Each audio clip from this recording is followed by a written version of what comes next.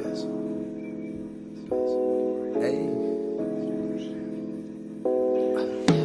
City light, hey.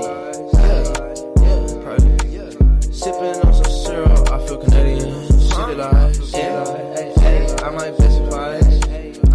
City light.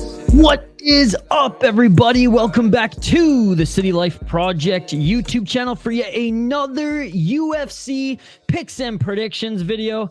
It's been a little while since we did one of these. I appreciate every single one of you joining. Smash that like button if you haven't already. Subscribe to the channel. Whenever there's a UFC event, we run down the cards. I give my predictions. I also want to hear yours, so comment in the live chat. If we don't get them in real time, we will have segments throughout this stream where we hit up your comments. If you're just stopping by after this has aired, don't worry. Timestamps will be commented in the description of the video and also in the comments. What's up, Denial? Good to see you. Without further ado, guys, let's get right into it. A pretty decent amount of fights on this card, I should say. 13 fights for a fight night. It ain't bad. A few cancellations, a few things jigged around, but like nothing too crazy. It's not the strongest of cards, but honestly, I think it may surprise us a little bit. Let's dive right into it. Let's start with the prelims, and we'll go all the way to the main event. We also, so stick around till the end, have our degenerate and safe parlay of the week, inspired, suggested, brought to you by our friend Volcan, loyal subscriber to the City Life Project YouTube channel, and he always wants me to provide one of these every week. So there you go. It was actually hard again, just like the UFC card in Canada, to provide a safe parlay of the week, but I went full degenerate on this one, so wait till the end to see it. All right, like I said, there will be segments throughout this live stream. We will turn to the comments, and we will hear your guys' picks and predictions. See if you agree with me, see if you don't.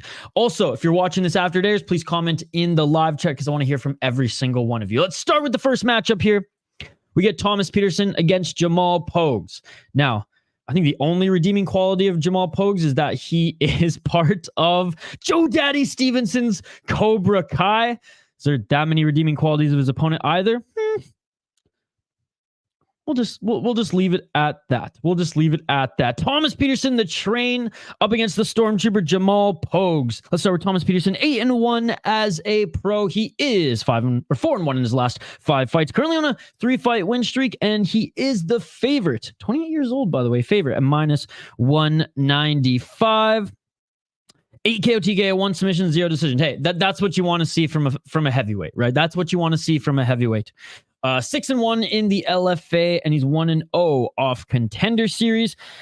Be 10-3 guy on Contender Series via Kilo. Okay, pretty good. 6-4, 2-3 in LFA. I mean, he lost to Cortez Acosta, who I guess is actually pretty good. I didn't really think he was that good coming into UFC, but hey, he's a good heavyweight point fighter, so no shame in that.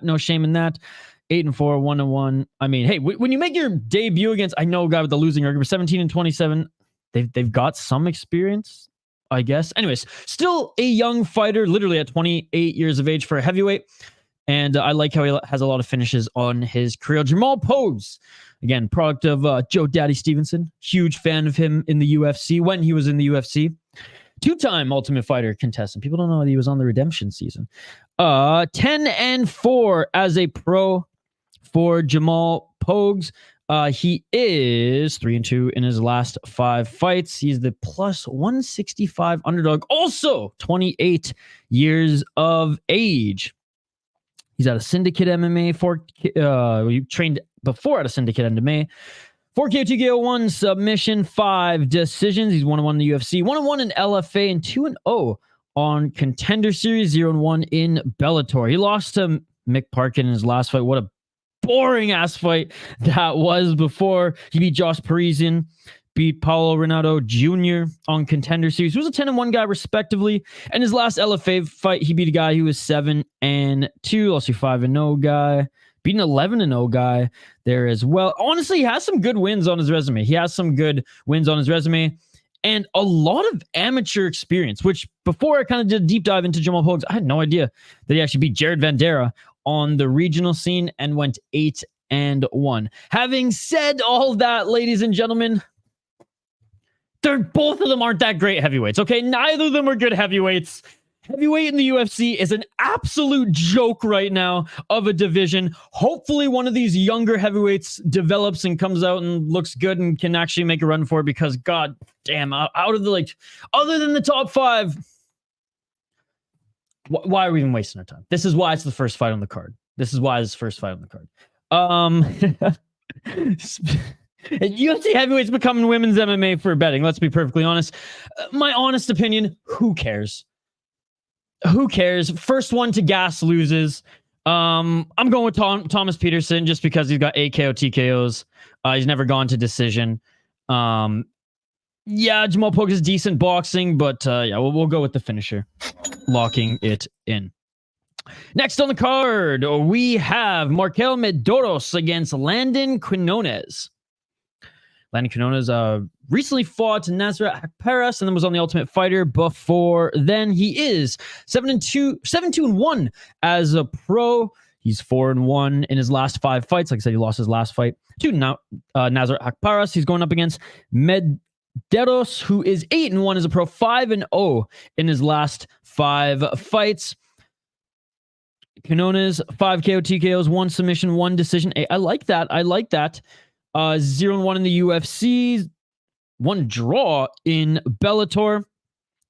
And I mean, this was actually a good scrap. It was back and forth. Both of them just, stood in front of each other in the pocket and threw hands, which is awesome to see. You had a grappling match in Titan. Lost to Jason Knight on the Ultimate Fighter. He was one of the prospects on the Ultimate Fighter, and all the prospects got their ass kicked that season. Appreciate everyone joining us, by the way. We'll get back to the comments a little bit later. We're going to fire through some of these predictions. 9-3 in Titan and 2 fights there. 4-1, 4-0. I mean, he's aight. He's down to stand and bang though, which respectable. Markel Medeiros, -175. He is the favorite. 27 years of age. He's actually a year younger than Quinones. Factory X guy, 6 KO TKOs, 0 submissions, 2 decisions. That's what you like to see. 1-0 of Contender Series, 6-1 in Fury FC. Now, neither of these guys' records are, before taking that step up to the UFC level opponents, neither of them are that impressive, let's be perfectly honest. But like I said, Contender Series beat a 10-2 guy. But before then, 8-8. Come on. 8-5. That was one of his only 2 decisions. He beat a 5-1 though in FAC. FAC is kind of a farce though. We kind of all know that. Who the heck actually buys pay-per-views for that? Beat Darren Whitney, who's 5-0. Respect, I guess. Put it this way: he knocks out and finishes the easier opponents. He goes to decision, mind you, winning decision against those stepping up in competition. I was gonna say decent run on the amateurs, but no, he went 4-4 on the amateur scene. I mean, this one might be fireworks despite their resume, just because they both like to throw hands. One of them is a finisher. I'm going with that finisher, the favorite at -175. I'm going with Medeiros. Good at boxing, more tools, more power to finish the fight. Neither of them, like I said, have really beaten the best of opponents. But I'll Medeiros, my pick in particular. I think Quinones is a little bit more experienced, but was kind of exposed for not having the power that's, well, Medeiros does have on him. We saw that in the Nassourdine fight. Quinones took a lot of damage in his last fight, and Medeiros fights at Factory X, man. And those Factory X guys are fucking cooking right now. They're cooking something special. They've all recently had a lot of success, and we start spamming leg kicks, you know this fight is going to be over soon. So I am going with, like I said, Medeiros, locking it in. That is my pick. Moving up the card here, we have Julia Stoliarenko against Luana Carolina. This one might be... What's worse, the Pogues and Peterson fight, or this one? We shall see. Stoliarenko, 11-7-1 as a pro. She is 2-3 in her last 5 fights. She is the favorite, though. 30 years of age out of Lithuania. She's the favorite at -120. Her opponent out of Brazil, 9-4 as a pro, 3-2 in her last 5 fights. She did win her last one. She's the slight underdog at +100. Also, 30 years of age. Sorry, guys, my laptop's about to die. I should have plugged this in before going live. Dun, dun, dun, dun, dun. There we go. Like I said, 9-4 as a pro. 2 KO, TKO, 1 submission, 6 decisions, 4-3 in the UFC, 1-0 off Contender Series. She beat a 6-0 gal in her last fight, mind you. Unanimous decision. Went to a split decision with Joanne Wood. Now, I know Joanne Wood's a little long in the tooth now, but she's still a scrappy fighter. I have nothing bad to say about Joanne Wood. She lost to Molly McCann, though, mind you. That was that spinning elbow in the 3rd round, and they were scrapping up until then. So I'll give her a little leeway on that one, just a little bit. Beat Lupita Godinez, beaten 8-3. Botello, mind you, split decision. Lost to Lipsky, but Lipsky's she's weird as like the Queen of Violence will have really good performances and then really bad performances. Beat Priscilla Cachoeira, but honestly, who hasn't? Let's be honest. Carolina's not that bad. She's not that bad. Now, Julia Storyalenko, I'm just not a fan of. I think she's a little too one-dimensional. However, she won her last fight. And I don't think anyone was picking her to win her last fight. So I will say, I'm sorry, Julia. My apologies for that. Never finished anyone KO, TKO, 10 submission. I mean, that's her game. Like I said, that's her game. 1 decision. At least she finishes most of her opponents. I'll give her that. 2-5 in the UFC, 1-0 in Invicta. And she beat Molly McCann, something that Carolina could not do. Lost to Chelsea Chandler. You know, the running woman. Beat Jessica Rose Clark, who's cut from the UFC. And again, who hasn't beat Jessica Rose Clark? And hadn't really looked good before then at all. I mean, look at this padded record here. I know I said I'm never going to pick anyone who loses to Molly McCann. In this case, I am. I'm breaking my own rule, ladies and gentlemen. I'm going with the underdog. I'm going with Luana Carolina. She's more well-rounded. She's had better performances in her UFC career. She has got good stand-up. Close fight to Joanne Wood. My notes here. I know she lost to Molly McCann. Julia's 2 one-dimensional. Meh fight. I mean, I hope Carolina just starts her early so we can get on with the show. All right, one more here, and then we'll take some of your guys' comments. All right, I'm not ignoring you guys. We're just firing through here because based on your guys' feedback.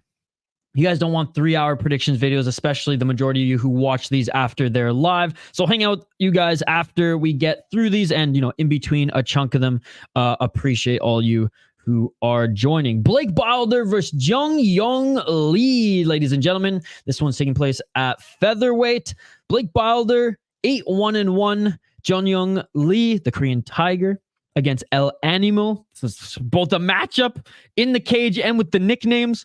10-1. This, honestly, it takes 3 fights, but I think this one's going to be an absolute banger. I really do. Jeong Lee, 10-1, like I said, as a pro. He's out of Korea, 28 years of age. He's 5-0 in his last 5 fights.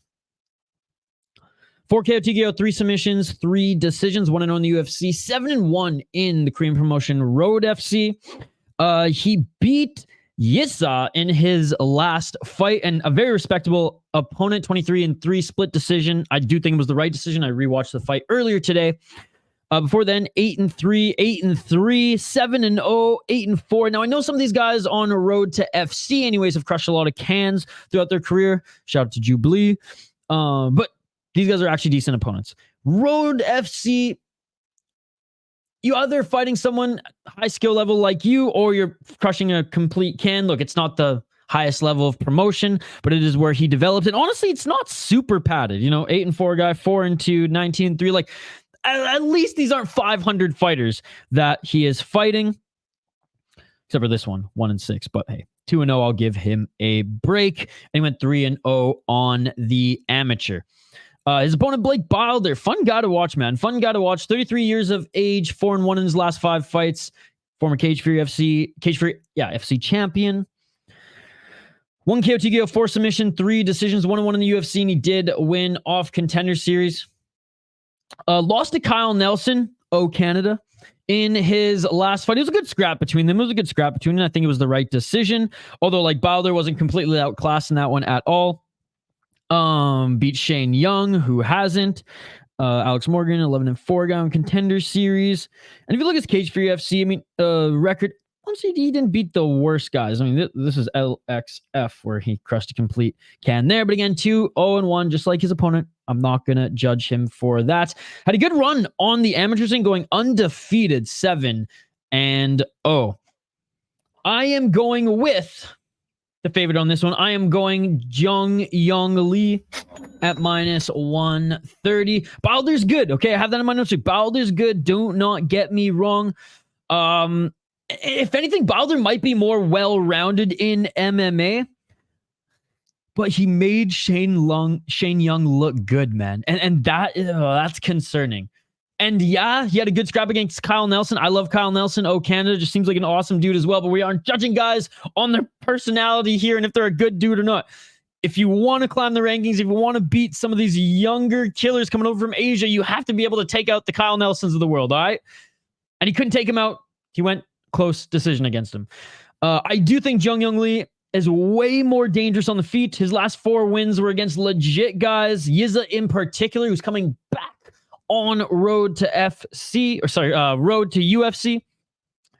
Jeong Lee is also really fun to watch. I mean, modern Korean fighters generally are these days. And I know back in the day, there were a few as well. Obviously, Korean Zombie being like the pinnacle of that.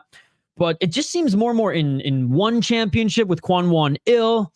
Hell, even in Ryzen, some of these Korean guys are actually looking really, really good. And hell, the ones in the UFC as of late as well. So I'm going with the Korean Jeong Lee. Let me bring this other one up on screen here, and let's take some of your guys' comments. What's up, Denial? Dylan Activate. What's good, guys? Dufret Gaming, it's good to see you. Hey, hell yeah, buddy. Good to see you, Dufret Gaming. Jumping on late, but Tommy Hoggy from home, it's good to see you as well. Appreciate you guys. Yeah, Don Cherry's the man, dude. Absolutely love Don Cherry. Denial's going with Pogues. What's up, JC? Do my eyes deceive me, or are you going to watch the Friday fights? I am going to watch the Friday fights. I got all the work done for my client last night. It was all approved, so I'm going to bed early, JC, and we're going to do some Friday fights. Let's fucking go. Let's go. Hick Diaz. What's up, Dylan? Good to see you, my friend. This card has so many fights that are either too tough to predict or between two fighters without enough relevant experience to assess. Yes, honestly, it's very much like the Canada card from that perspective, the last one that was in Toronto. It's such a toss-up across the board. If anyone gets a bunch right, I don't want to hear expert. I want to hear luck. Well, don't tell that to JL. Don't tell that to Funkmaster. What's up, Activate A? Lowest fight IQ matchup on the card. Julia, another meme. First round armbar, just like most of her wins.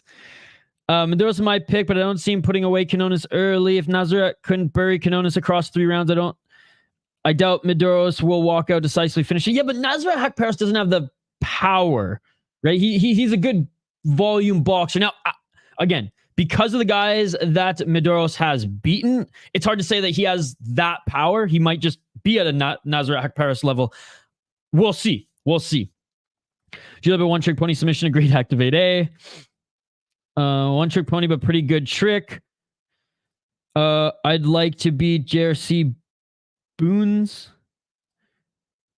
No worries. I'm giving you guys your love here. Blake getting spanked. Team Korean Zombie. Let's go, baby.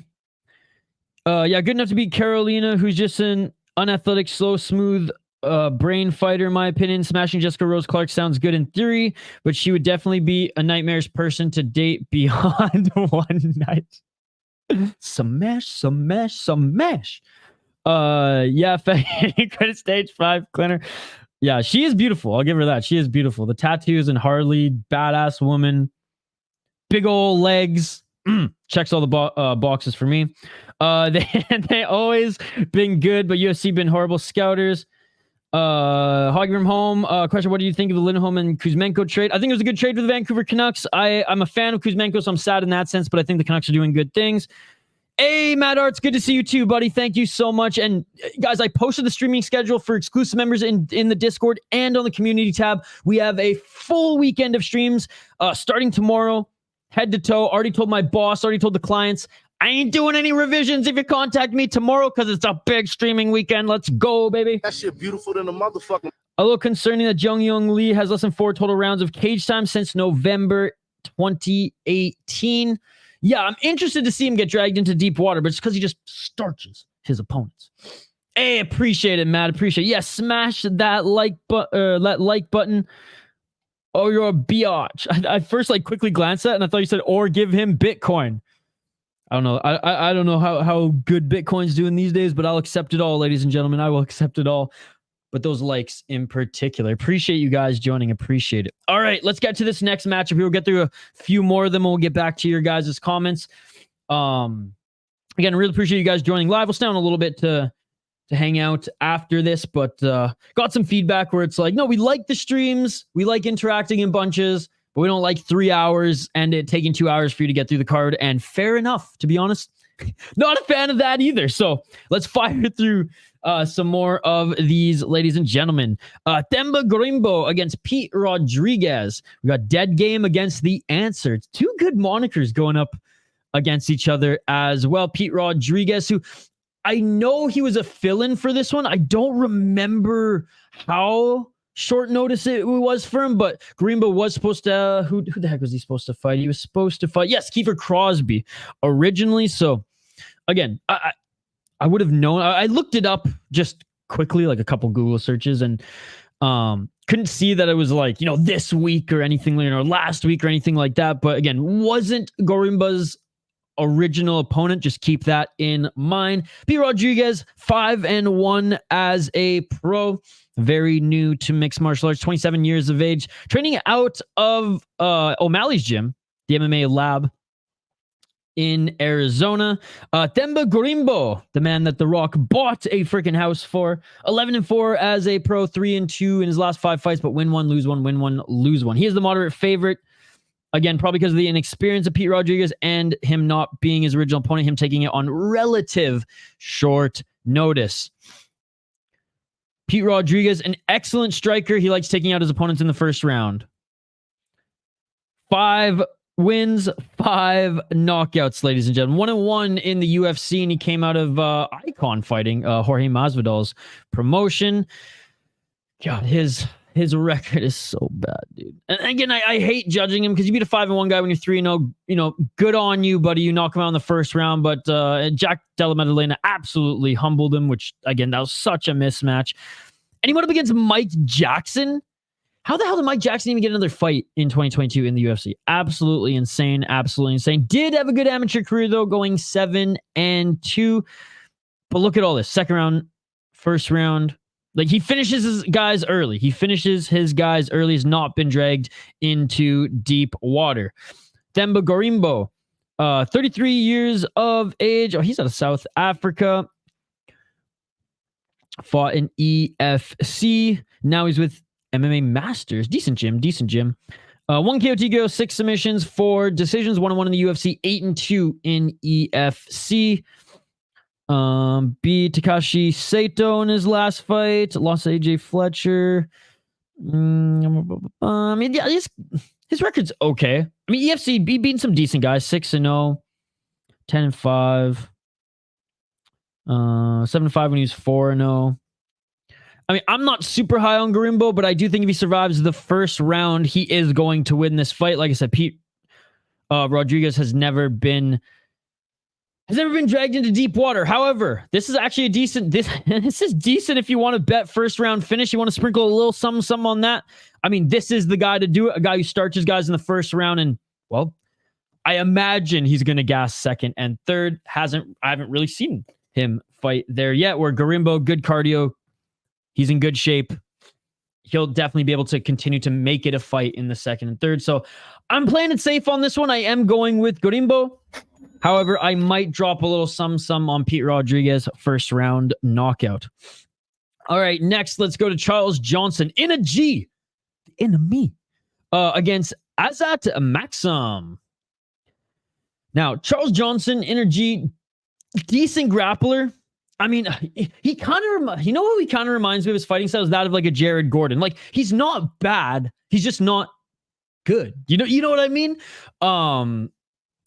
He is 2-3 in his last 5 fights. He's the underdog at +160, 33 years of age. I wonder if he's going to show up with that rat fink of a hairdo he has.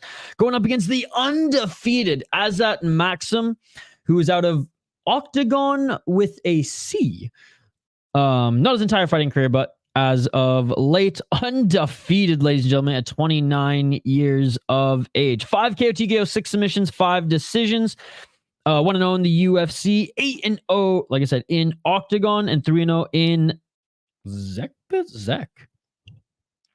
Beat Tyson Nam in his first fight in the UFC, which again, Tyson Nam a little long in the tooth, but still, like, no joke, right? A solid veteran to go up against. Split decision. I do think he earned that decision upon rewatching that fight. And before then, actually fought some decent guys in Octagon. 8-0 guy, 12-6, 9-5, 12-3, 7-2, 5-0, 5-1, 6-0. Like, only before 2019 was he crushing cans, ladies and gentlemen. Only before 2019 was he crushing cans. So if he crushed cans and then entered the UFC, I'd dog him. I'd definitely be picking Energy without even like going over this. It'd be over, right? I'd be like, Energy, we don't even need to go over it next. But wanted to highlight that. Charles Johnson, like I said, 13-6.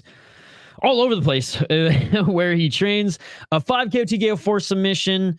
4 decisions. He's never been knocked out and he's never been submitted in his pro career. All his losses have come via decision. He just doesn't do enough to win. He doesn't do enough damage to win, in my opinion. 6-1 in the LFA, 2-4 in the UFC. Lost to Rafael Estevam via unanimous decision in his last fight. Lost to Cody Durden, who's like, no shame in that. Lost to Ode Osborne. Beat Jimmy Flick. Beat Zagla Zumagulov, which honestly, I do think Zumagulov won that one, but hey, Energy's got to get one of those split decisions. And honestly, first 2, I think he won the first 2 rounds, or at least that second round, at the very minimum, against Mokaev. He actually did really well in the grappling and the counter grappling against Mokaev, but Mokaev seems to turn it on in the 3rd round and just win fights that way. Mokaev wasn't able to put him away, though. But after watching that one, I was like, okay, Energy, he's not that bad. He's just not that good. I'm going with Azat Maksum. Here. What is he? -190. I mean, the odds reflect, that despite him being 17-0, I mean, he's not necessarily a world beater because we haven't seen him on the biggest stage blow our minds yet. I mean, Energy, unanimous decision win. Is that a good bet? I'm not dropping anything on it. Let me know if you guys are, and I'll check back in the comments here in a sec. He's a good grappler. He's okay at MMA. Is that of Charles Johnson. Maksum had a good debut. Last 3 fights, great run. His fight in Brave was really good as well. As Brave run, I should say. He had a few fights in Brave. I shouldn't say he did well in that. He did awesome in Brave. And that is a very, very good regional promotion. And we just saw running down his record. The guys he fought in Brave were legit. Very well-rounded, good finishing ability. I am going with Azat Maksum. Do I think he's going to be the first one to finish Energy? No. But because I just said that, he probably is. Anyways, Azat Maksum, that is my pick. Let's get to the next one here. Final fight on the prelim. Molly Meatball, even though she's saying that she's more Tadella now because she's taking her health seriously, taking her diet seriously, and going down a weight class. Molly McCann against Diana Belbiţă. Belbiţă is more of a cut woman than a fighter these days. Am I right? Right? She works for Unified MMA. She's a cut woman in Unified MMA. She's got very nice, long hair. But is she a savage in the cage? No, not at all. 15-8 as a pro up against Molly McCann, who's 13-6. Diana, she is 2-3 in her last 5 fights, 27 years of age. Lose 1, win 1, lose 1, win 1, lose 1. The Warrior Princess. 6 KO, TKOs, 4 submissions, 5 decisions, 2-4 in the UFC, 1-1 in KSW. Got absolutely tuned up by Karolina Kowalkiewicz. She beat Maria Oliveira, but Maria Oliveira is horrible. Who hasn't beat her? Not good at all. Lost to 5-4 girl. Beat Hannah Goldie. Not the best opponent, but hey, I'll give it to her. She's 5-1 at that time. Lost to 6 in the 3 gal. Again, lost to Molly McCann. So this is the rematch. And then before then, when she put together a win streak, debut, 1-2. Bro, even in KSW, she fought Lipski and got absolutely destroyed, and then a 4-1 gal. So unanimous decision, couldn't even put away. I'm very high on this fighter, as you can see, guys. Very high on this fighter, as you can see. She just doesn't have that dog in her. Let's be perfectly honest. Something that Molly McCann, for as skilled as she is, has that dog in her. She's scrappy. Molly McCann will if you want to stand with her anyways, will drag you into deep waters and will actually put on a fucking scrap, which, again, not super high on Molly McCann either, but at least she has that killer mentality when they're in the stand-up game, and I highly doubt Diana Belbiţă is going to try to take Molly McCann to the ground. And even if she does, I think Molly McCann has a decent enough takedown defense against that of a Belbiţă to be able to keep it on the feet, I should say. 13-6 for Molly McCann, the former Cage Warriors champion. 6 KO, TKO, 0 submissions, 7 decisions. 6-5 in the UFC, 3-0 in Cage Warriors, and 3-0 in Shock and Awe. Good name for promotion. Oh yeah, she won in Polaris. She recently won a local ADCC tournament as well. She's working on her jiu-jitsu. She just got her brown belt. Having said that, lost to Julia Storyalenko, who's on this card as well. Again, 2 grapplers, wrestler, and submission artist, got absolutely tuned up in the first round. Easy. She also beat Hannah Goldie. She beat Liana Carolina, as we talked about earlier. She beat Jeong Kim. Lost Tyler Santos. No shame in that. She actually beat Ariana Lipski, which, again, the queen of violence. If you can stand and bang with her, that's actually a pretty good win. Everyone's beaten Priscilla Cachoeira. Jen Robertson, yeah, I was just gonna say, submitted her. It's Molly McCann. We know what she's good at. We know how she wins fights, and if she was fighting pretty much anybody else, I would pick against her. But there's no way I'm picking Diana Belbiţă to win a fight in the UFC ever again. Going Molly McCann.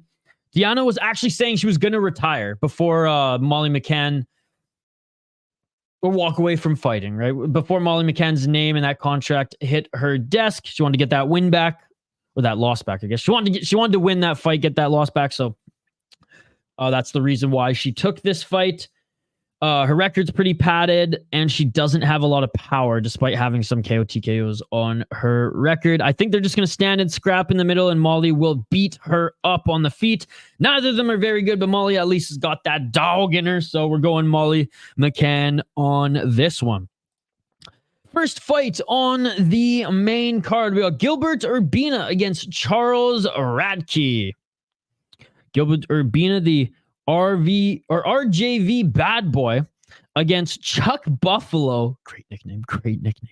8-3 as a pro for Mr. Chuck Buffalo. 5-0 in his last 5 fights. Urbina is 3-2 in his last 5 fights. Win 1, lose 1, win 1, lose 1, win 1. He was on the Ultimate Fighter season. Ortega Volkanovski, if I'm not mistaken. 27 years of age. I think he's the youngest out of the Urbina brothers, and in my opinion, the most talented.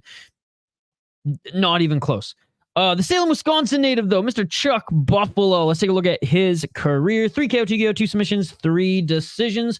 1-0 in the UFC, 0-1 in Bellator. He beat a 3 this is the guy who beat Blood Diamond. He didn't even put him away, dude. He didn't even put him away, bro. Come on, man. Come on. Before then, beat a 6-0 guy in Cage Fury FC. 4-2 guy before then, 3-0, 3-2. Yeah, I can't judge him too much. You know my rule. I'm not going to judge a guy until they have 5 pro fights. A lot of canceled fights throughout his career as well. But what the fuck, man? You didn't take out Blood Diamond and you expect to be a UFC fighter? Come on, Chuck Buffalo.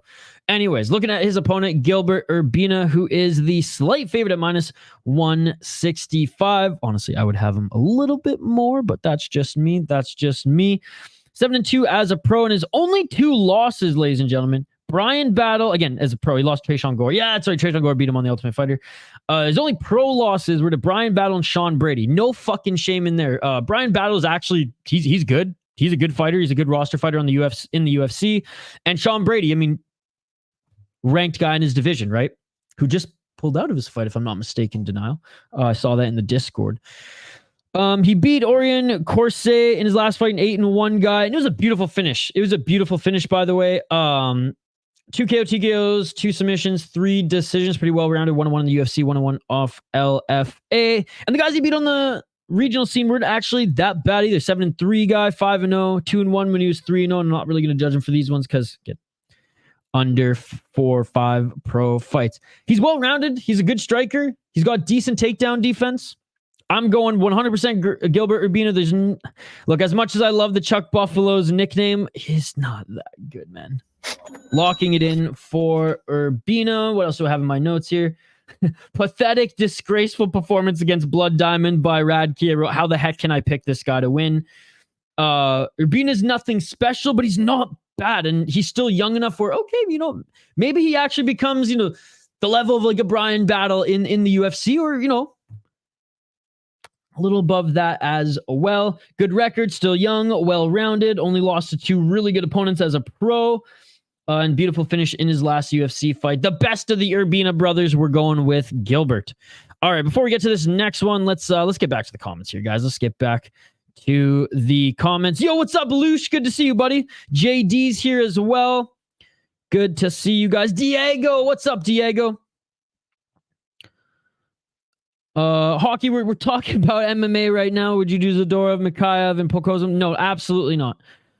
Absolutely. I mean, you know, hockey probably, but Ek's not moving. So like, it's not even worth bringing up because Ek is not moving. He's one of the best shutdown centers in the National Hockey League. You got to be crazy to think the Minnesota Wild want to move away from him, especially the contract that he has. There is no way in hell that the Minnesota Wild are ever trading Eriksson Ek, you know, while he's still Eriksson Ek, before he's, you know, mid-30s. So honestly, hockey, it's a moot. I'm going to say, as a Canucks fan, absolutely.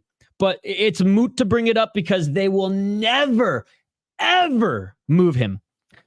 And see how passionate I am on that? Like, it's crazy to think that people from Vancouver think that fucking Eriksson Ek is on the trade block. It's insane that they think that. I'm not saying you because you're not a Canucks fan, but I'm just saying those Canucks fans, it's insane. It's insane. Give the man some crypto. Pete Rodriguez has never seen a second round as a pro. Yo, what's up, Isha? How you doing, buddy? Hope your days are going well. Pro Box TV was on yesterday, and there was an insane body shot TKO in the main event of Pro Box TV. I also saw there was a nice left hook that knocked down a guy as well. Shout out to Jay Rush Hour. He was posting that. Yeah, I didn't catch all the event, but I did catch some highlights on Twitter. I'm really hoping to start doing some Pro Box streams again, but time will tell. I'm pretty busy throughout the week, which is a good thing. It means I can actually pay rent easily this month. So let's go. And only reached it twice this whole amateur career, one of which why I made it a 50 seconds into round 2. Yes, Pete Rodriguez, which is why I'm not super high on him. Themba, a bit overrated, but Pete ain't that guy. Yeah, I totally agree with that. Easy fade when it comes. Gorimbo is the smart pick, but there's no value on the line unless you can find a good prop. Generally think Dana hates Mike Jackson so much that he gives him fights just so he can watch him get KO'd. Dude, Pat Miletich was beating him up before Pat Miletich he gassed hard because he's freaking an old man. I never want to hear the name Mike Jackson ever again. Complete bum. Yeah, he started out as a photographer for LFA. What the hell? There's no birthday party for me here, you guys. Wait, JD, it's your birthday, dude? Happy birthday, buddy. Themba, 2-3 rounds. I got Azat and Silva basic play of the week. Charles Johnson, walking papers. Oh, now just spoofing Fast Times at Ridgemount High quotes. Maybe before your time, my young Padawan. Honestly, I haven't watched Fast Times at Ridgemount High since high school. Now, and it was an older movie when I was in high school. But I've only seen it once. To be perfectly honest. I've seen like Dazed and Confused, Detroit Rock City. I liked those a little bit more. Lush, it's great to see you, buddy. Thank you so much for joining. Zumagulov, Criminally Robbed. I've seen that movie multiple times, but to your point, I don't think many 28-year-olds have. Sean Penn's Early Days classic. Absolutely. What's up, West Coast? Molly Vegan Ball. There you go. Good to see you, buddy. Yo, Jonathan. What's up, Jonathan? Good to see you, man. Thank you so much for joining. McCann will probably win and celebrate way more enthusiastically than the crowd and act like she's just won the title. Well, it's at the Apex, so there is no crowd, so you're probably right. Yo, what's up? What's up, Phony? Good to see you, man. What's up, my buddies? How's everyone doing this fine day? Send out love and positive vibes. Have a great week. Hit that like and subscribe, share, comment. You heard it here first. Thank you, buddy. Thank you so much. Hope you're having a good week as well. It's gone by quick this week, man. Yes, Charles Radtke. He was him and Manel Cap based on the mic that day. Urbina decision, I think. Blood Diamond is the GOAT. Them drunken master. Yes, maybe an F-bomb post-fight win by Radtke. Again, if he wins, I mean, probably that's what got him more views on Instagram, on Twitter, than his fighting style. Let's just say that. For better or for worse. Sorry for the hockey. No, it's all good. It's all good. Don't be mad. You know Messi and Gretzky are the best ever. Lemieux is the best ever. Hell yeah.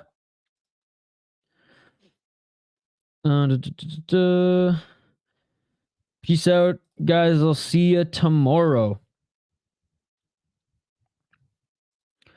All right, guys, let's keep going on. Let's keep going on with this. And again, hockey, I wasn't like getting all fired up at you. I'm just like the amount of tweets that I've seen, Canucks fans thinking that somehow they're getting Eriksson Ek from Minnesota. It's absolutely insane. He's one of the best shutdown centers, shutdown players in the National Hockey League today, and he can score goals.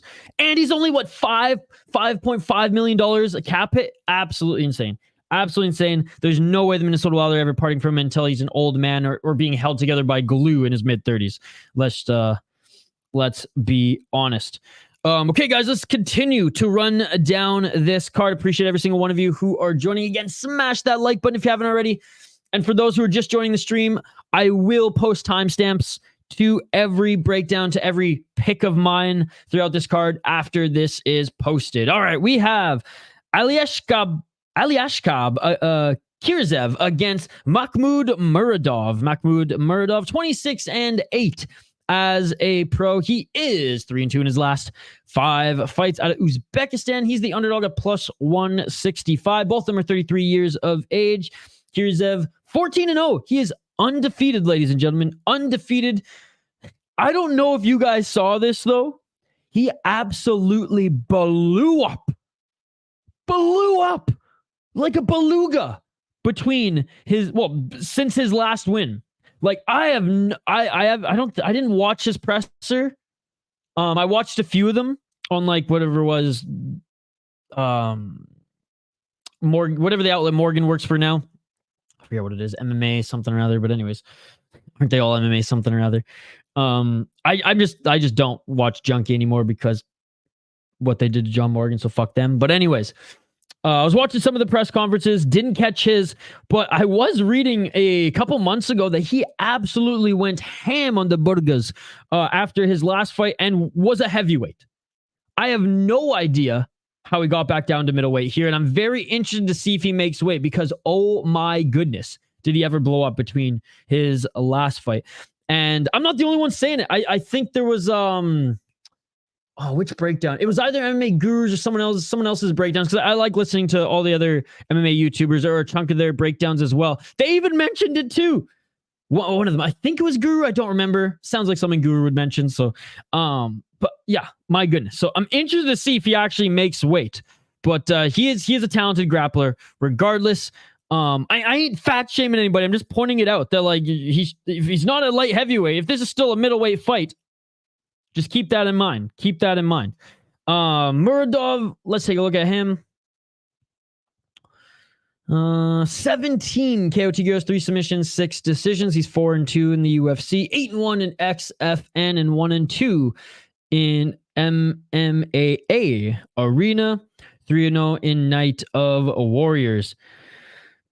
Beat Brian Barberina, but Brian Barberina moved up a weight class, and honestly, he couldn't even finish him despite having 17 KO TKOs. Lost to Kai Bohilo. Kai Bohilo is really, really good, so no shame in that. Got out-grappled easily by Gerald Meerschaert. I mean, I don't want to say no, like, there's no shame in that either. I actually like Meerschaert, but like, he got absolutely daddied in that one. Beat a 12-5 Andrew Sanchez. I mean, okay, decent win. Beat a 14-9 guy. Beat Alessio Di Chiriho back in 2019. He's since retired and has had actually some run-ins with the law. We covered that on a video, I think about last year now. He actually has some good wins in his career, man. And he's a finesse striker. He's a finesse striker for sure. He got a flying knee knockout as well. And he's actually beaten some decent guys here on the amateur scene. But am I like super sold on him? No, I think on paper he looks a lot better than he is. That's my opinion anyways. Khizriev, or how do I even say his name? Khizriev. Like I said, undefeated. If Buddy is actually in this shape, he's going to win this fight. You know, if he's doughy, I'm scared. Let's just say that. 5 KO TKOs, 4 submissions, 5 decisions. Very well-rounded record there. He's a very, very good grappler. 1-0 in the UFC, 1-0 off Contender Series. I mean, who hasn't beat Dennis Tuolulin these days? I mean, I was so rooting for Dennis Tuolulin when he entered the UFC. M1 stud, and he just looked awful in the UFC. So I'm not even going to say that's a good win. And before that, look at all these cancellations. Abus, Di Chiriho, Kyle Dawkins, Wellington Turman between 2021 and 2022. So he actually took 2 years off, ladies and gentlemen. 2 years off. Canceled fight against Jacob Malkoun. And again, after Tuolulin, he's a big boy now. He's a big boy. Before then, I mean, not the best wins, but again, I'm not coming in here saying this guy's a good striker and he's going to knock anybody. He's going to hug you to death. And I'm going with the Black Wolf. We're going with Khizriev. What else do I have in my notes? Good grappler. Muradov can't seem to beat good grapplers. Both not great. And I honestly don't trust either of them on this one. I mean, it was true a couple hours ago. It's still true here right now. Viviane Araujo against Natália Silva, ladies and gentlemen. 16-5-1 as a pro for Natália Silva, and she's on a hell of a win streak right now. 5-0 in her last 5 fights. Viviane Araujo, 12-5 in her pro MMA career. She is 2-3 in her last 5 fights. She's a pretty big underdog too at plus 235. She's 10 years the elder. Now she's not bad. She's a veteran. She's a tough opponent in the women's MMA in the UFC for, you know, an up-and-comer. She's that next step from women just, you know, ripping up the regional scene, crushing cans left, right, and center. She can fight. She can fucking fight, and she actually has quite a bit of tools in her tool belt. Having said that, is she anything special?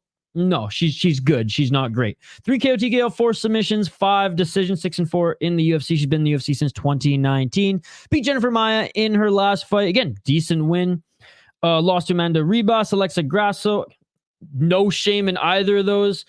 Beat Andrea Lee, who's again Andrea Lee. She's gonna outstrike you, despite Andrea Lee's. Or actually, sorry, it's KGB Andrea. I was getting her mixed up. The other I got her mixed up. Andrea Lee is actually not that great either, so that's a good win. Lost Caitlin Chukagian, not bad. Beat the scrappy veteran Roxanne Modafferi. Lost to Jessica I. So yeah, she's actually lost to only really good opponents in her division and beaten everybody else that the UFC's put in front of her. Natália Silva, pretty big underdog on this card. Again, some of the women here are in the biggest favorite brackets, again, much like we saw in UFC in Toronto. 16-5 as a pro. She's only 26 years of age. 5 KO TKO, 7 submissions, 3 decisions, 1 disqualification. God damn. 4-0 in the UFC, 4-0 in Jungle Fight, 3-0 in Fight Club MMA.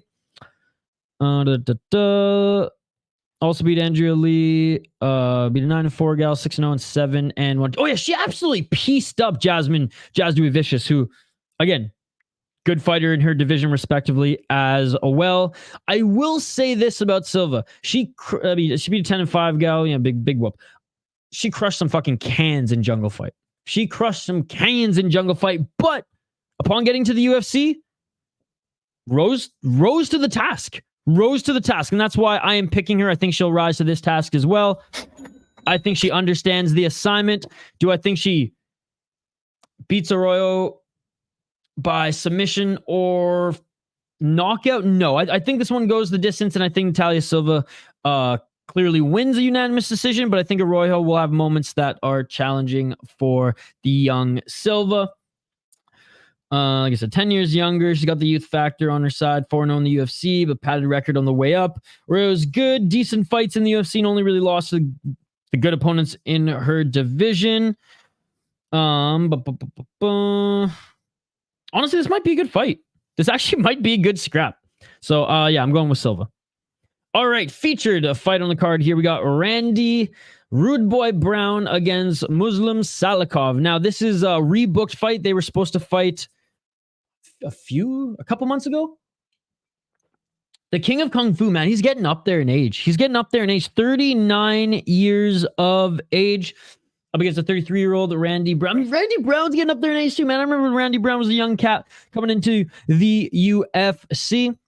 Muslim Salikhov, 19-4 in his pro MMA career. He is 3-2 in his last 5 fights, and he did lose his last fight. He did say that he was the only downside to this rebooking. He's glad he got to get the fight again, but he feels like, or he said, hopefully I didn't overtrain for this one, having to kind of go through 2 camps back to back. And it was mid-weight cut where Randy Brown pulled out too. So again, when you're up there in age, that's not ideal.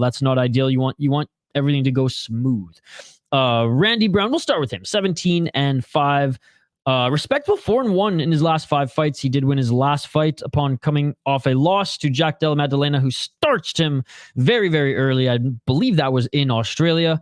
6 KO, TKO, 5 submissions, 6 decisions, 11-5 in the UFC. That's right, 16 fights in the UFC. He's been there since 2016. That's crazy, man. Before then, fought in the ROC Ring of Combat. And yes, he beat Wellington Turman in his last fight. Someone who I actually picked Turman to win that one. The hard-hitting Turman who dropped down a weight class, who's a Teixeira product out of his gym in Danbury. But no, great win by Rude Boy Randy Brown in that one. Yeah, like I said, Jack Della Maddalena starched him, knocked him down, then got the rear naked choke. Before then, he actually he's got some okay wins. I mean, an old man Trinaldo. Chaos Williams is a good win. Jared Gooden, an older cowboy, lost to Vicente Luque, no shame in that. Beat Brian Barberina, beat Warley Alves. That's actually a pretty good win. Lost to Nico Price, Bilal Muhammad. He's all right. Like, is he a ranked fighter? No, but he's one of those who's just outside the rankings who is a good tall test for anybody. Even the I was going to say young, but far from young. Even the old man, King of Kung Fu Muslim Salikhov, 19-4 as a pro. Oh, shit, trains out of actually Brazil as well. 12 KO TKOs, 3 submissions, 4 decisions for the talented striker. 6-3 in the UFC, 3-0 in M1. Lost to Nicholas Dalby. Nicholas Dalby actually looked so good in that fight, man. I was very impressed with Nicholas Dalby in that fight. Beat Andre Fialho, which again, say what you want now. Fialho, fun fighter to watch, but definitely chinny. He's definitely fought way too much in the UFC in such a short amount of time upon entering. He is a good striker though, and he does scrap, but it took 3 rounds. But he beat him in nice fashion. Spinning back kick. Lost to Li Jingliang. Li Jingliang, was a ranked fighter, but one of those guys, kind of like Randy Brown, just outside of the rankings, although Li Jingliang at least has been there. Also beat Francisco Trinaldo. Zaleki's a good one. I know it was a split decision, but this one was an absolute scrap, ladies and gentlemen. Whether you're on Zaleki's side or Salikhov's side, this was a fun fight, man. This was a fun fight. Beat a 9-1 Staropoli, 13-4, 15-6.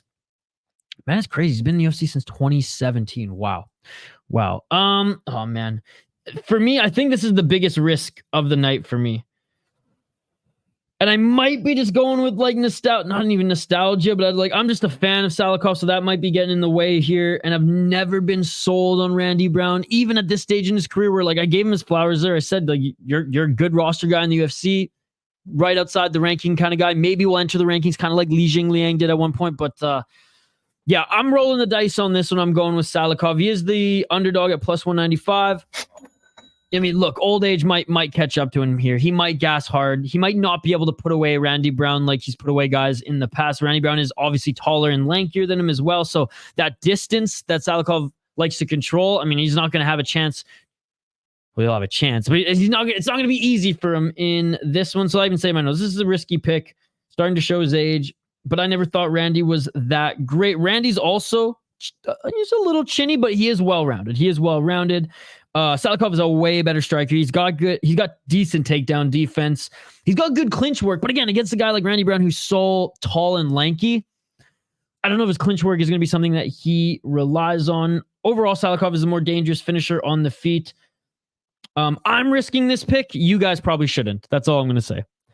All right, let's just fire through these last two, then we'll get to your guys' comments. Renato Moicano, Money Moicano, friend of the channel. We're rooting for you, buddy. Against Drew Dober. This one's at lightweight. Moicano out for just over a year due to nursing that injury. Drew Dober has continued to be active this last year. Drew Dober, 27-12 in his pro MMA career. He is 4-1 in his last 5 fights. Both these guys, mid-30s. Wow. Time freaking flies. This one's pretty even, man. He's at the plus 120 underdog. Money Moicano coming in as the favorite. He's 17-5-1 as a pro, 4-2 in his last 5 fights, coming off a win. But again, that was a while ago. Drew Dober, 11 KO TKOs, 9 submissions, 7 decisions, 13-8-1 in the UFC, 1-0 in Bellator. Beat Ricky Glenn in his last fight. Beautiful knockout in the first round. Lost to Frivola. Got knocked out by Frivola before then. Beat Bobby Green. Rafael Alves. Terrence McKinney. Lost to Brad Riddell. But Brad Riddell, I mean, I feel like in 2021, Brad Riddell actually could still fight and then kind of just lost the will to fight for a little bit. But apparently he's coming back. I mean, Brad Riddell against Khizriev is one of the funnest fights that I've seen in a long time. Brad Riddell did lose that one, but man, that was a fucking scrap, man. And he also lost to Islam Makhachev. He's fought really, really good guys, man. Win over Nasser Hakparas, Alexander Hernandez. I mean, lost to Benil Dariush, but no shame in that. Lost to Olivier Aubert-Mercier. No shame in that either. So I actually really like Drew Dober's resume. Looking at Money Moicano. Moicano wants money. 0 KO TKO, 10 submissions, 7 decisions, 9-5 in the UFC, 8-0 in Jungle Fight. Beat Brad Riddell, but again, Brad Riddell kind of had one foot out the door in this one. But having said that, Brad Riddell's a damn good striker, and Money Moicano did meet him on the feet for a little bit, and they did share some good striking exchanges before he eventually starts with a couple good shots and was able to take him to the ground. Lost to Rafael Dos Anjos, unanimous decision, but that one was on short notice. Beat Alexander Hernandez, beat Jai Herbert. Lost to Khizriev again. I mean, you lose to Jose Aldo, Chan Sung, and Rafael Khizriev. No shame in that. Just hasn't been super active. And again, last year due to injury, I get it. Wins over Cub Swanson and Calvin Kattar as well, man. Jeremy Stevens was still humming. So he's got some damn good names on his resume. This might be the closest fight on the card. It's the closest in the betting odds, if I'm not mistaken. It might be the closest fight on the card. I mean, if I don't pick Money Moicano, he's going to unsubscribe to the channel, right? I'm going with Moicano on this one, but this one's close. It really could go either way.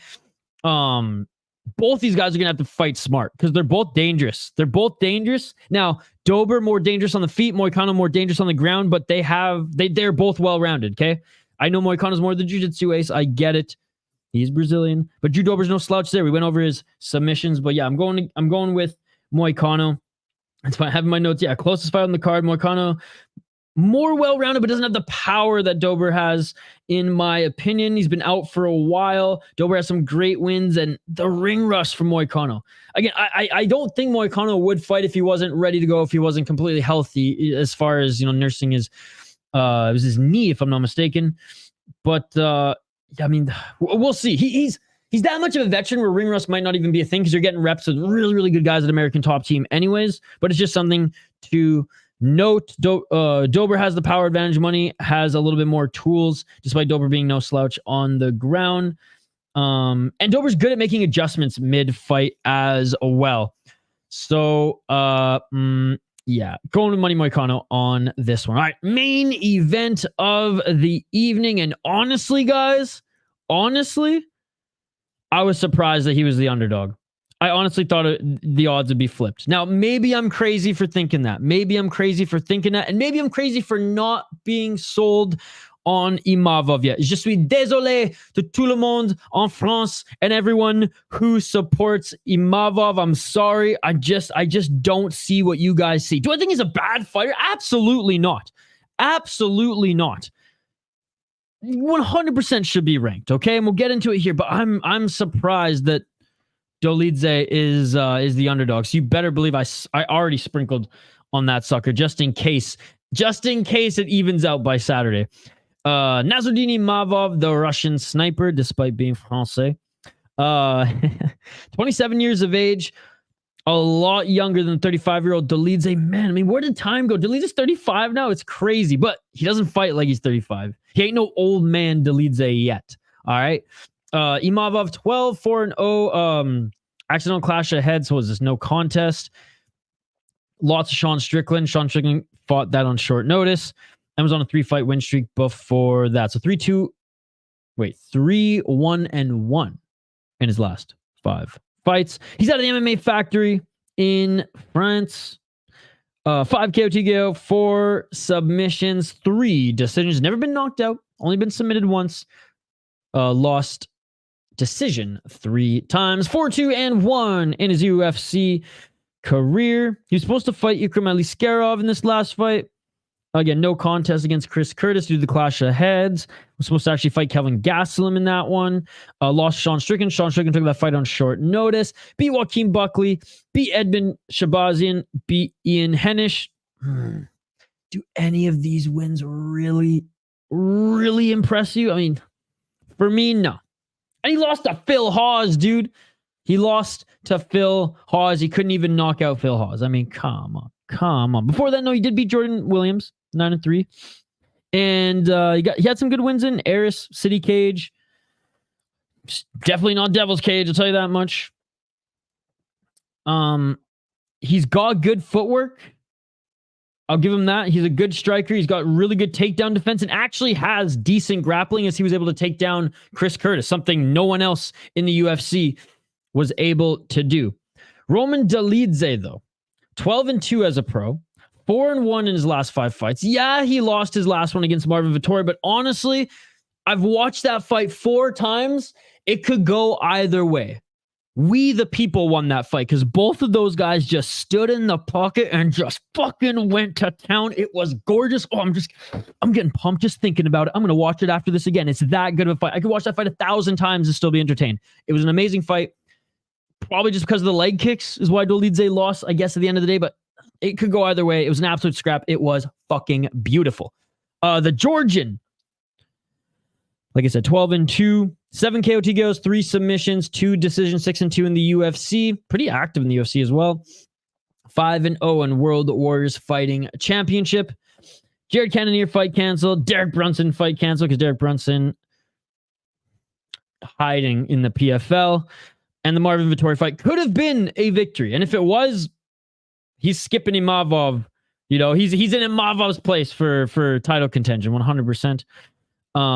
Beat Jack Hermanson, beat Phil Hawes, beat Kyle Dawkins. I mean, the Kyle Dawkins win in hindsight is whatever. At least he beat Phil Hawes, Imavov. At least he beat Phil Hawes, beat Jack Hermanson. Again, absolute scrap against Marvin Vettori. Also beat Star Poli. Lost to Trevin Giles. Not the best loss, not the worst, you know what I mean? Beat John Allen, beat an 8-2 Ibrahimov. And didn't crush cans, man. 4-0, beat a 15-4 guy. Are you shitting me? 5-0, beat a 13-3 guy. Like, come on, guys. Come on. Yeah, he beat a 2-5 guy when he was 2-0, but he beat a 3-0 guy when he was 1-0. I'm like, again, I was honestly shocked that Imavov was the betting favorite. I really was. Now, I know Dolidze's not as light on his feet, and why probably the Vettori fight was so good, because he kind of fights like Vettori. He's a brawler first and foremost. He's got good striking all around. He's got good kickboxing all around, I should say. And he's no slouch when it comes to other elements of MMA as well. I'm going with Roman Dolidze. He doesn't fight like an old man. I haven't seen it yet. I don't trust Imavov at all. Not enough to sprinkle anything on him, and definitely, sure as shit, not enough to pick him to beat Roman Dolidze. Roman's a brawler, but again, not the best footwork. So that's where I think Imavov might beat him by points. Imavov's not gonna knock this guy out. I really, unless like literally he's Father Time has just slapped him in the face between his last fight and this one. Because I mean, he did take a lot of damage against Vettori, but it's been almost a year, right? I just don't see Imavov having the power to take out Roman Dolidze. He's fought way harder hitters than him. Imavov might be more skilled in that front with, his fancy footwork, being able to bounce around as a striker. But he's got more of that point fighter vibes on his feet than he does an absolute brawler who, if forced into the pocket or into the clinch, has that killer mentality, has that power to end the fight there. Again, I've just never been really impressed with his performance, and maybe this is the prove Isha wrong fight, and I kind of hope it is. As much as I am picking Dolidze to win, as much as I'm impressed with Dolidze's career, if Imavov beats him and makes it look easy, then let's go. Now my eyebrows are raised. You've not raised my eyebrows since. Yeah, you looked pretty good against Chris Curtis before, the no contest, the clash of heads. But I think Dolidze is more dangerous than Chris Curtis personally. I really do. He's bigger than him. He sure shit is bigger than him, man. Dolidze is way stronger than that of a Nassourdine Imavov. His grappling is pretty good. Dolidze is more dangerous. And he should have beaten Vettori. I have my notes. I also have in parentheses. Close, but I think it can go either way. And put it this way. By the time, and this is giving praise to him, by the time Imavov is like 33, 35, he should be better than Dolidze is right now, where Dolidze is at 35, but I still think he has I still think there's going to be some growing pains. I still think there's some polishing to be done. I just don't think he's there yet, in my opinion. Hey, prove me wrong and put a good performance on, man, but I'm going with Dolidze. Okay, before we get to our degenerate and safe parlay of the week, let's get back to the comments. Just scrolling up here.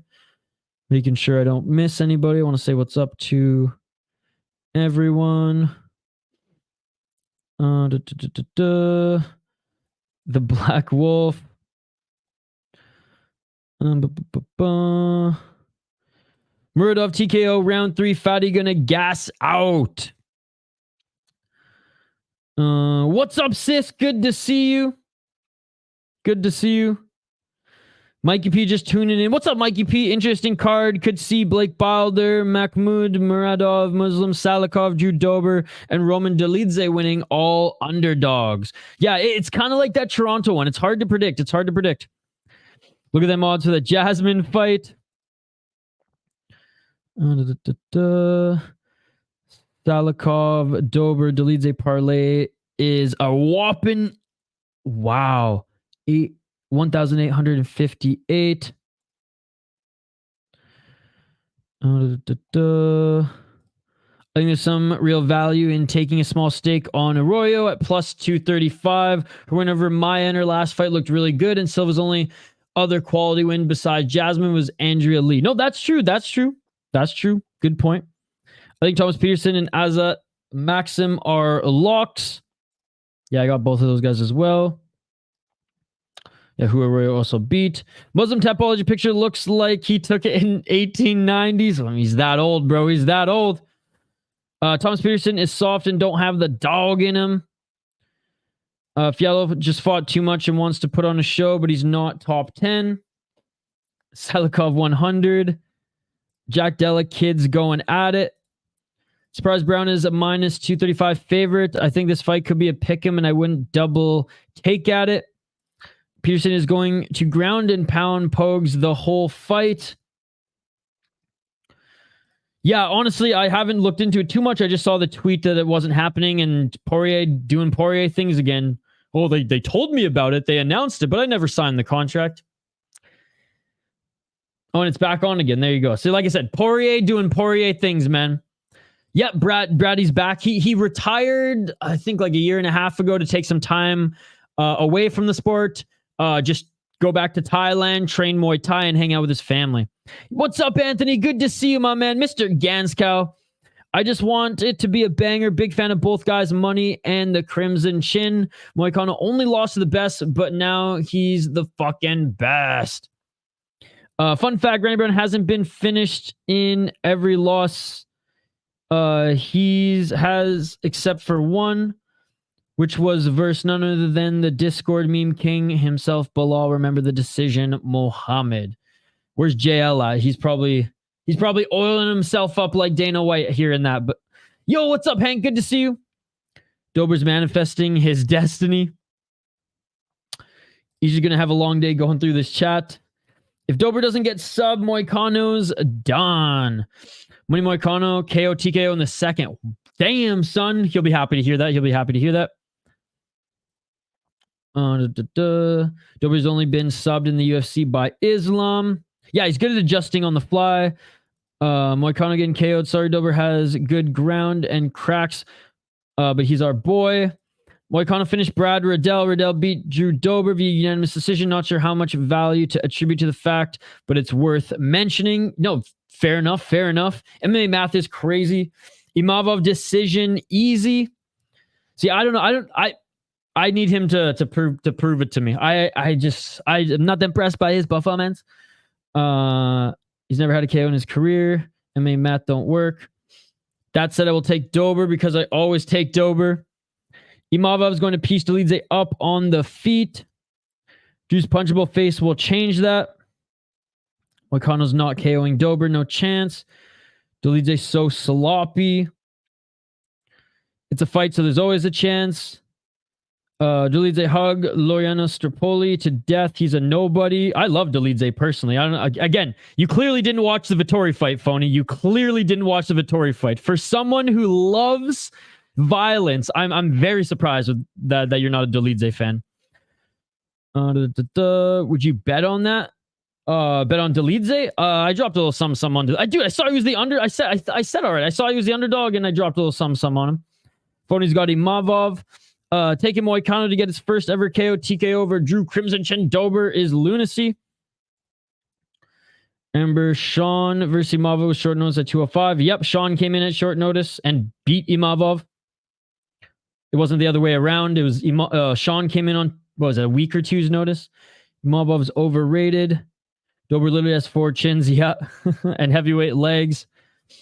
Martin Vettori, the ultimate granite chin, but Dolidze not getting KO'd.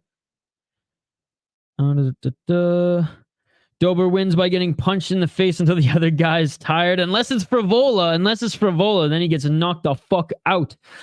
Every fighter, Cheyenne Lismas gets her hands on turns to trash. But hey, Dolidze has both a wife and Lismas. I don't know much about his personal life, to be perfectly honest. Both dogs don't count, but Kyle is better. Yeah, Kyle is better, and I think he's defending his belt in Cage Fury FC soon, the next Cage Fury FC event.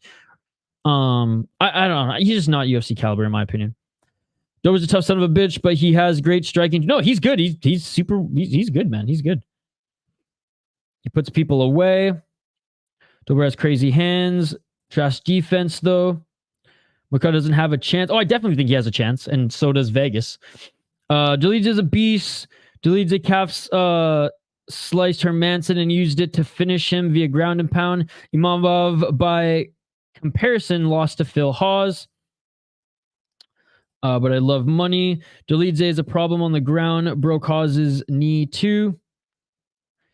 You're in for a rude awakening with these Moicano and Dolidze picks. Dolidze body bagged Phil Hawes in size 1. but he's not getting Imavov down, I don't think. But Imavov's grappling is good too. Imavov hype only. Again, I want Imavov to prove me wrong. I have no idea why everyone thinks that he's the next champion in the UFC. I have no idea. I really don't. I haven't seen it yet. I haven't seen it, but that's just me. That's just me. This is a very good step in up in competition for Imavov, and if he gets past Dolidze, then fucking rights. Let's give him some more killers. Let's give him some more killers. He was whipping Curtis for the eye poke. Yeah, I said that. I'm a fan of Dolidze, yes, but I need him to get finished. You just called him a nobody. What's up, Curtis Clark? Good to see you. You should have been on for Pro Box TV yesterday. Nasty body shot KO in the main. Yeah, and I saw some nasty left hook highlights as well. Hey, I'm working, Curtis Clark. Sometimes, you know, I'm able to pay the bills this month. So sorry, not sorry, my man. Sorry, not sorry. Okay, backpedaling a little bit now. I see. Okay, no, I got you. UFC's been breaking my heart with these fights results lately. I hope this fight night is different. Man, this one's gonna be. I have a feeling this one's gonna be like the Toronto card. It wasn't easy. It wasn't easy to predict. It wasn't easy. Yeah, there's a lot of, I think, underrated and good matchups on this one. I think there's a lot of underrated and good matchups on this one. For sure, which should make for an exciting, like non-one-sided affair, which is always nice. I like Dober. He's always respectful, win or lose, and as tough as nails. Yeah, have you seen the clip of him or whoever watched that fight against Bobby Green? Their little exchange after, which was awesome. Imavov will never be champ. Alex will come back down. Is he any top 5? He'd never be a champ, but he's a good technical fighter. Yeah, good light on his feet. More of a volume striker than just, you know, a power puncher. Imavov reminds me of Tsarukyan. A bigger Tsarukyan, yeah, except he doesn't have that scrappiness that Tsarukyan has. Denial. Tsarukyan, you know why he became a fighter? It's because he wasn't going to make the KHL or even the Division 2 level of hockey in Russia. Like, he was a goon Russian hockey player, and you know how, like, especially in the KHL or even, is it the VHL, the MHL? I get the junior league and the Division 2 KHL team or league confused, but like there was no place for his hockey goonery in professional hockey, which is why he made the transition to fighting. So Tsarukyan definitely has a little bit more scrappiness in him, I think.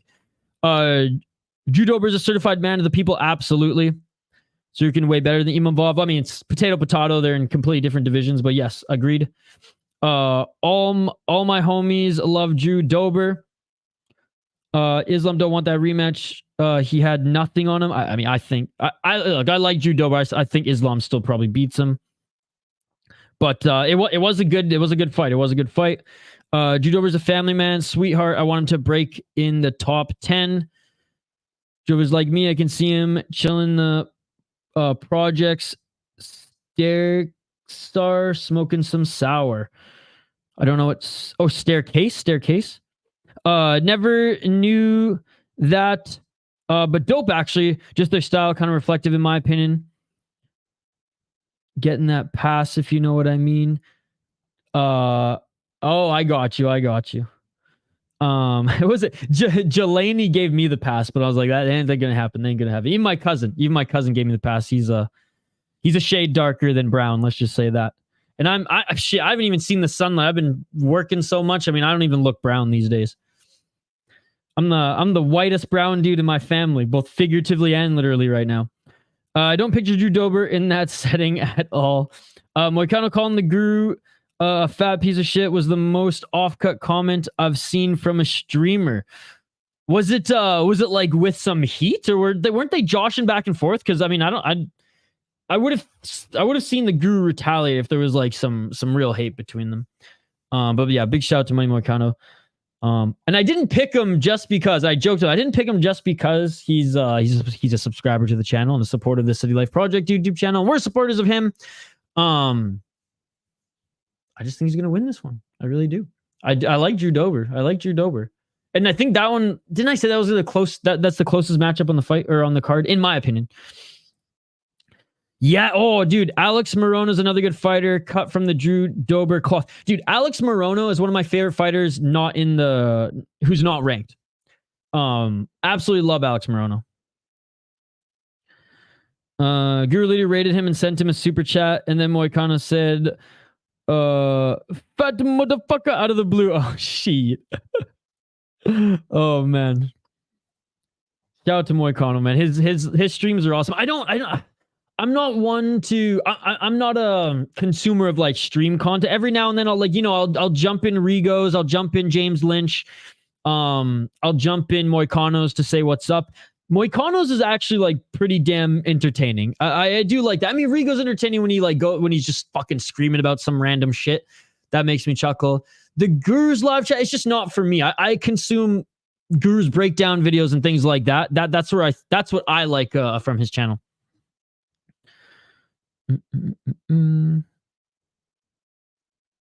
Hey, I'm glad you got out to Phony Turgerson. Moicano with English is what we all needed. Absolutely. No, that's why, dude. That's why when Jelani, he's one of our mods on the channel. He's also in he's also in our Discord. I don't know if he's been super active recently. I know he's a kickboxer, Muay Thai fighter. If I'm not mistaken, I know he was like not touring, but like traveling, training, and had some fights overseas. So I know he's been pretty busy. But he was joking and he's like, "Oh no, Isha, you got the pass. You got the pass." Nope, I don't. I look, man.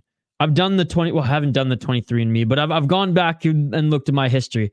I am white as snow, fucking Irish, German from my mom's side, and my dad is like generation Persian. So like, I ain't my cousin who's half Persian, half black. I do not have the pass. Terry says I was the only white person in my group most of the times. I can't even eat bacon. All right, guys.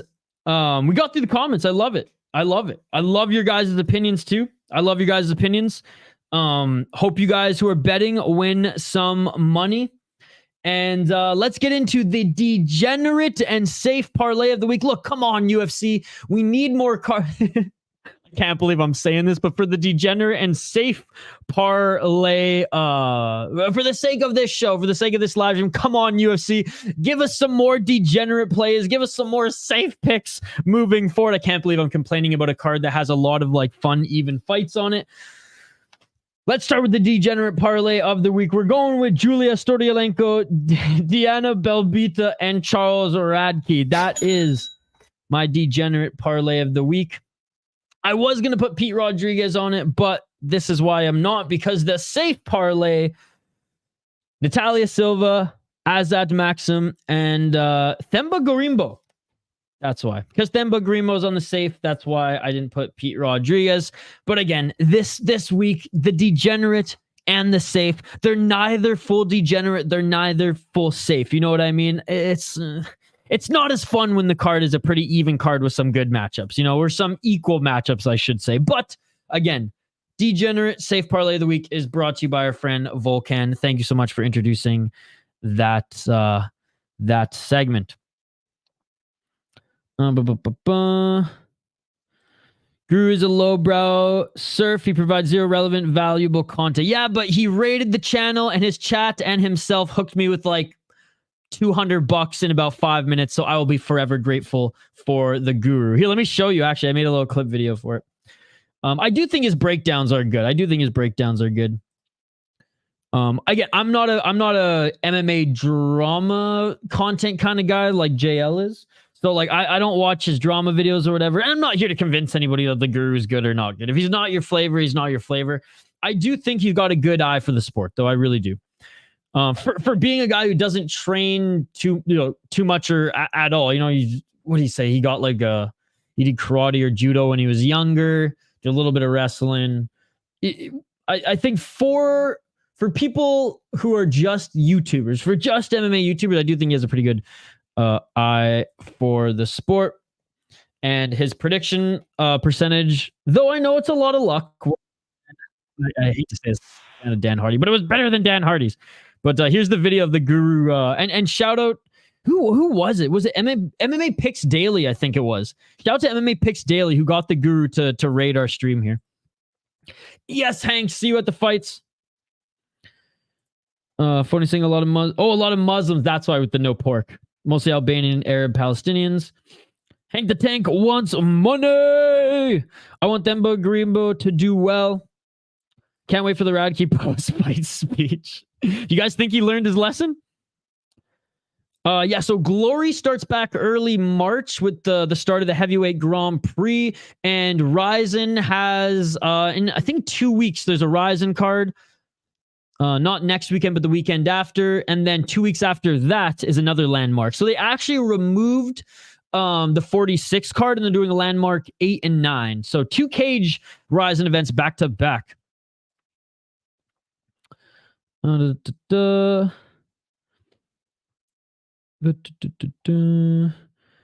funny stuff. I laughed my ass off with his instant reaction. Dude, Money's awesome, man. Money's awesome. He also rated our chat too. I never became a religion by proxy.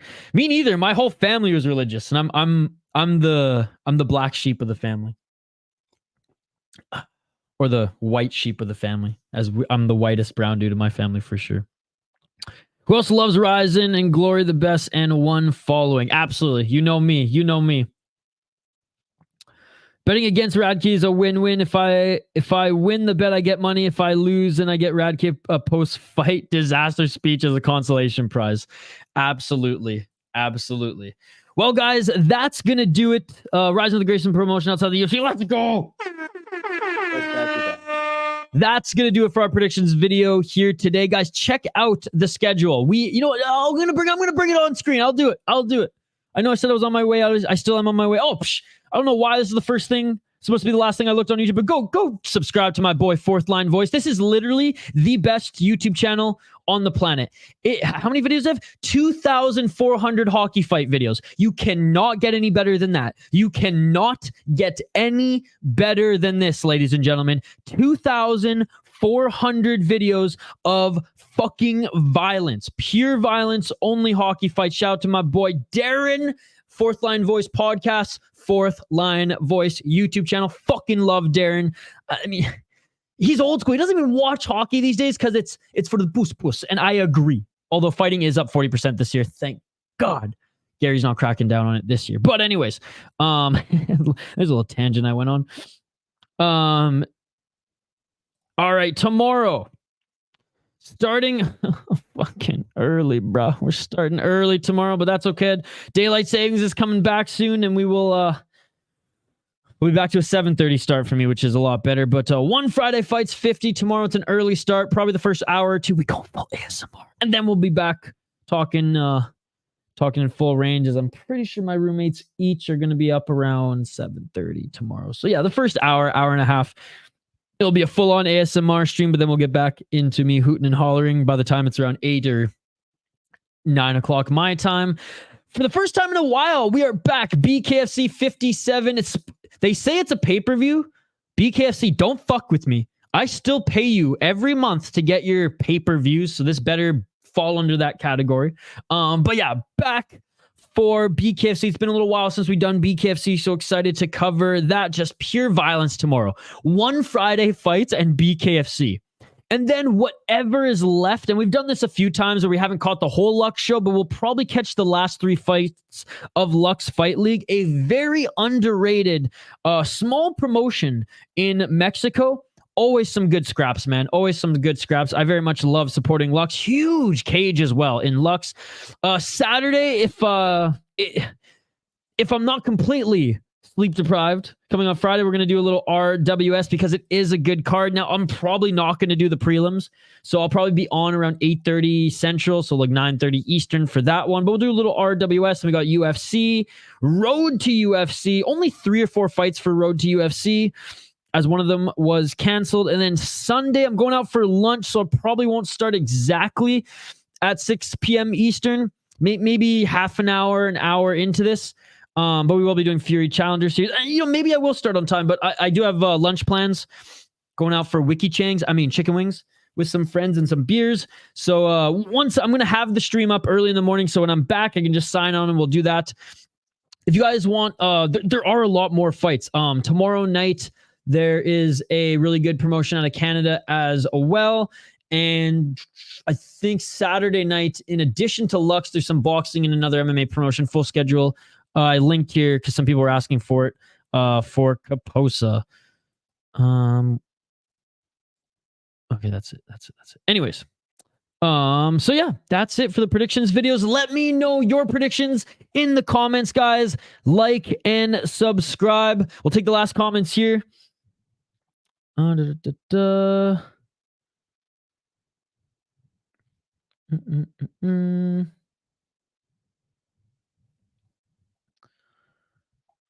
want to give a special shout out to the show Has Been Hotel. Amazing stuff so far from an online creator. The only consistently good TV show on right now. Hey, I mean, other than Survivor, let's be perfectly honest. Where I have one more episode before wrapping up the last season.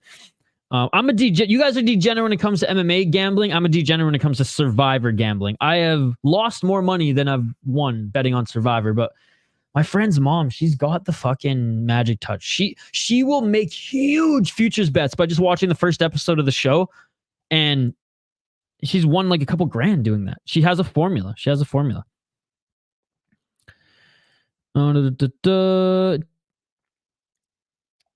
If you want zero safe picks and nothing but stress, watch Ryzen. I love bacon, crispy as fuck. Oh, the Ryzen comment. Hey, I'll take it. Dude, you're coming up on 8K soon. Ooh, as our friend Vanderlei Silva would say. Dude, I can't believe it, man. I honestly cannot believe it. It's been crazy the growth we've had this year. You seen Luis Palomino's back? It's a pick'em odds for the fight. I'm riding with the champ. I think they took one of his belts because of contract issues, but he's getting one of them back Friday. Yeah, can't wait, buddy. Can't wait. Remember us when you hit 50K. I will remember you guys 100%. I'll remember you guys more than I even remember. What's that fighter's name? JL really likes him. Activate A as his profile picture. What's his name? Oh, Bilal Muhammad. Yes.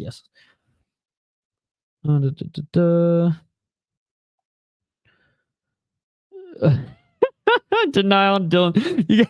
I love you guys go at it in our Discord and in the chat here. It's a beautiful thing. Ain't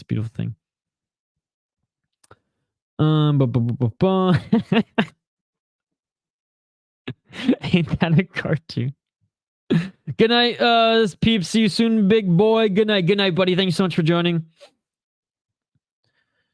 I mean, I like animation stuff. Like Archer is one of my favorite shows of all time.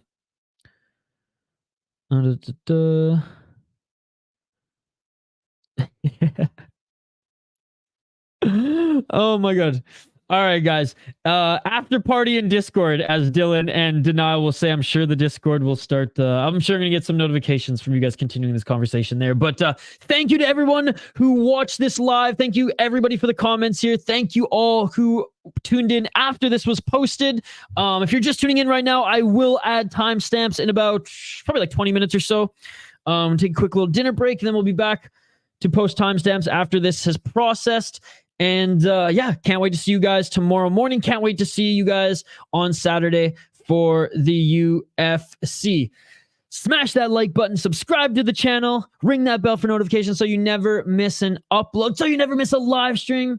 And I will see you on the next one. Peace. I am out of here. In your shield, in the fiercest battle